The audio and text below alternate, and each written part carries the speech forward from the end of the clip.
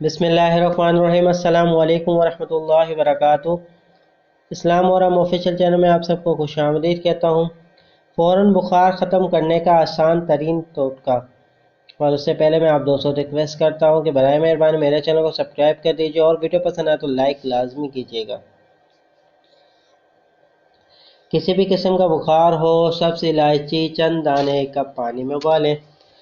जब आधा कप रह जाए तो इसमें 4 चमचे खाने के खालिस अरके गुलाब मिक्स करें। फिर मरीज़ को ये पानी पिला दें। इससे मरीज़ को बेहद पसीना आता है जिससे बुखार टूट जाता है इंशाअल्लाह ताला।